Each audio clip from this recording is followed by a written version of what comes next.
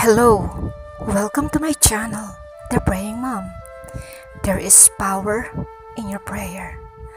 Bago tayo magpatuloy, kaibigan, I encourage you to like, share, and subscribe to my channel.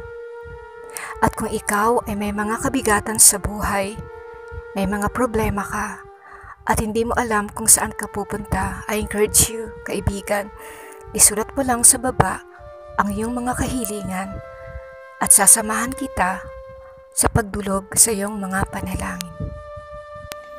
Welcome sa episode number 3 ng The Praying Mom.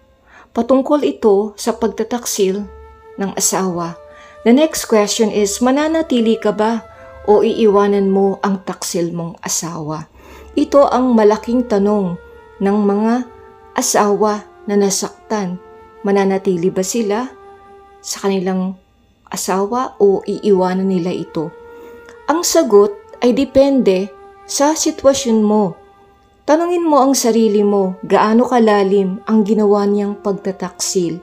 Ito ba ay one night stand na nakipag-sex siya dahil malayo siya sa iyo, sa isang stranger? Ito ba ay short or long affair? Isang buwang affair sa AP niya o affair partner, o isang taon o mahabang taon sila nagkikita ng kanilang kalaguyo na hindi mo alam? Next question, gaano katagal ka nang niloloko ng iyong asawa? Gaano katagal niya nang tinatago ang kanyang kalaguyo, ang kanyang ibang lalaki? Anong klaseng pagtataksil ba ito? Kasi may iba-ibang klase ng pagtataksil or infidelity. Meron tayong tinatawag na sexual affair, na nakipag-affair lang ang asawa mo dahil sa sex. Nakipag-sex lang siya pero wala itong emosyon. Ito ay katulad ng one night stand. Ito ba ang tinatawag na emotional affair, na bagamat walang nangyayari sa kanilang physical, lagi sila nag-uusap sa social media, nagte-text, tumatawag, at sinishare ng asawa mo sa taong ito yung mga personal niyang problema na hindi niya sinishare sa iyo? Or ito ba yung sexual at emotional na affair?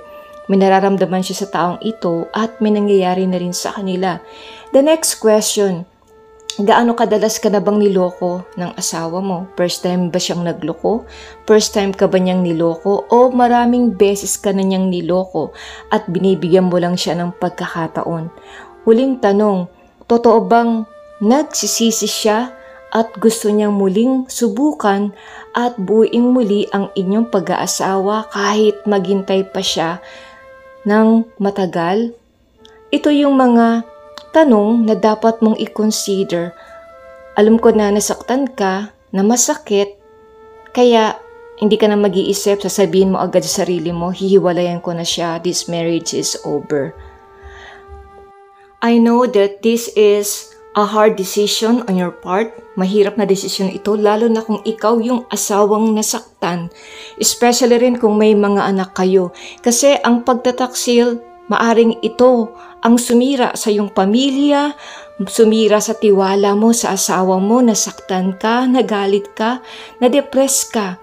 Alam mo ba, dito nakabase ang magiging desisyon mo kung mananatili ka ba sa relasyon o iiwanan mo na ang asawa mo.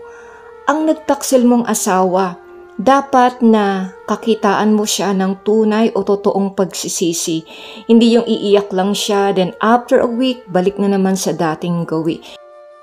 Ang pinakamahalaga, dapat ang nagtaksil na asawa, kailangan willing siya na putulin lahat ng ugnayan niya sa kanyang affair partner, ang kanyang komunikasyon. Huwag na siyang tatawag. Umalis na siya, lumayo na siya sa kanyang kerida o lalaki niya.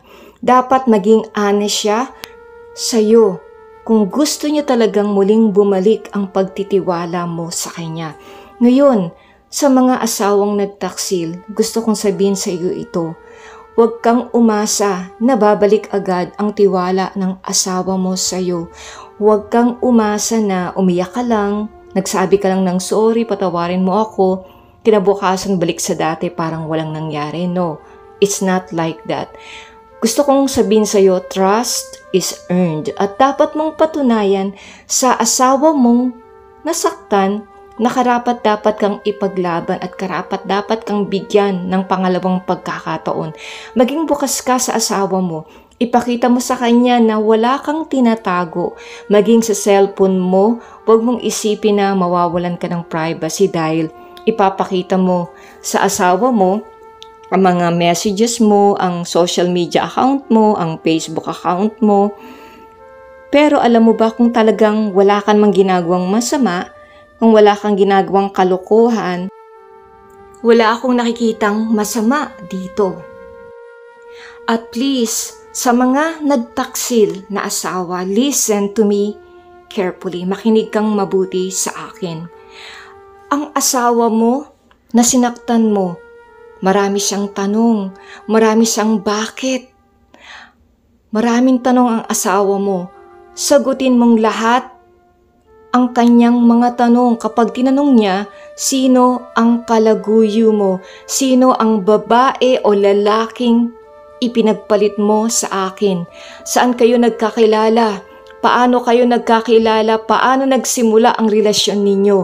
Ilang beses kayong nagkikita? Ilang beses kayong nagsesex?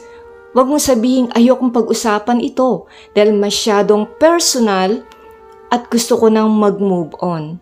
Seriously, are you serious? Kasi, ikaw na nagtaksil, kung ito ang sinasabi mo, isipin mo, sinaktan mo ang iyong asawa. Nung mga panahon na ginagawa mo ang mga kalokohang ito, nung mga panahon na kapiling mo ang babae mo, ang kabit mo, hindi mo iniisip ang asawa mo.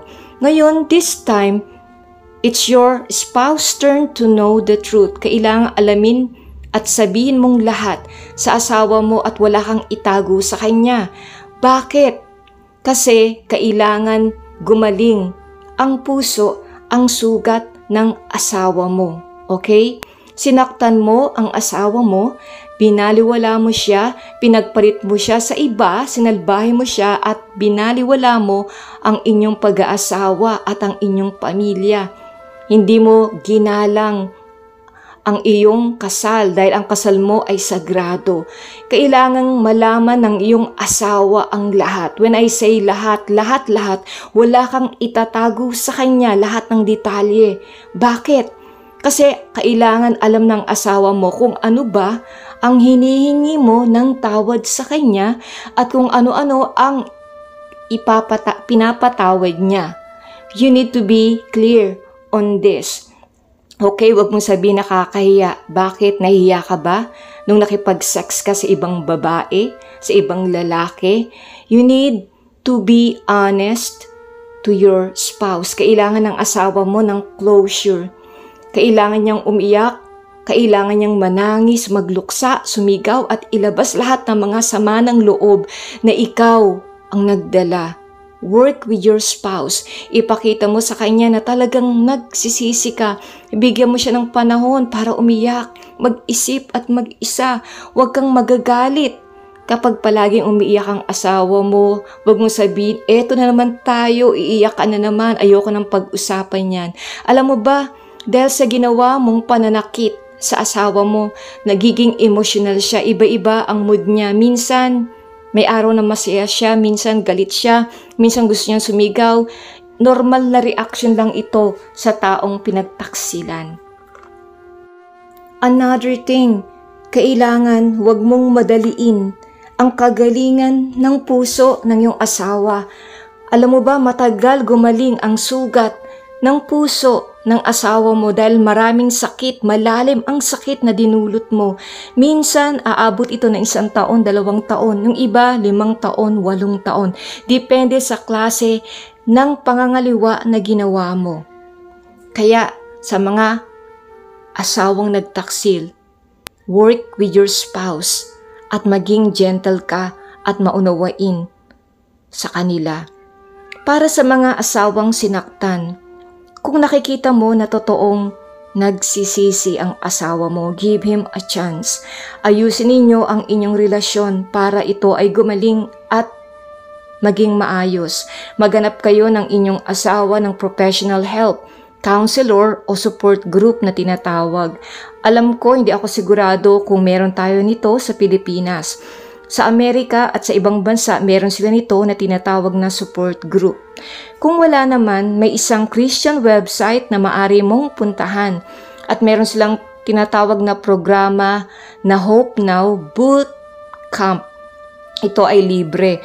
At kung gusto mo naman kayong mag-asawa na maayos at matulungan ang inyong pagsasama, pumunta kayo sa YouTube channel at hanapin ninyo ang Affair Recovery Channel. Marami silang mga videos patungkol sa mga recovery, kung paano kayo makakaahon, makakaalis sa nangyayari sa inyo at para sa ganun maging maayos ang pagsasama ninyo. Lastly, para sa mga asawang nagpasyang umalis, sa mga asawang nakita nila na wala ng pag-asa ang kanilang pagsasama, kung pinatawad mo na ang iyong taksil na asawa, ngunit sa kabila ng kabutihan mo, sa kabila ng willingness mo na magpatawad, mas pinili niya ang kanyang kabit, ang kanyang affair partner, ayaw niya magbago, ayaw niyang putulin ang relasyon niya sa isa niyang kalaguyo. At nakikipagkita pa rin siya sa kalaguyo niya. It's time for you to let go. Pakawalan mo na siya, hindi kanya deserve.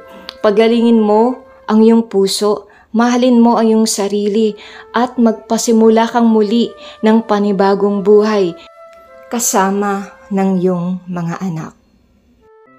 Father God, in the name of Jesus, I'm praying for all the marriages all over the world. Yung mga may mga problema dahil sa kataksilan, pangangaliwa ng kanilang mga asawa. I pray for your restoration. Panginoon, alam ko walang imposible sa iyo. Panginoon, tinataas ko yung mga mag-asawa na gustong muling buuin ang kanilang pamilya, na gustong muling subukan, na muling buuin ang kanilang pagsasama. Gabayan niyo po sila at samahan niyo po sila. Tinataas ko yung mga taksil na asawa na matigas ang puso, na sa kabila ng sila ang nagkamali, mas pinili nila ang kanilang kalaguyo. I pray, Panginoon, bigyan mo ng kaliwanagan ang kanilang mga puso. And I pray, Lord, tulungan mo silang magsisi ng kanilang mga kasalanan. Sa mga asawang nasaktan at nagpasya silang umalis na lang sa kanilang relasyon, I pray, Lord, bigyan mo, Lord, sila ng kalakasan na magsimula ng kanilang buhay kasama ng kanilang mga anak. Panginoon, salamat sapagkat ikaw ang aming Diyos na nagpapagaling sa aming mga sugat. Gaano man kalalim ang sugat sa aming mga puso, walang imposible sa iyo. Salamat, Panginoon, pinupuri ka namin, pinapasalamatan ka namin sa pangalan ni Jesus. Amen.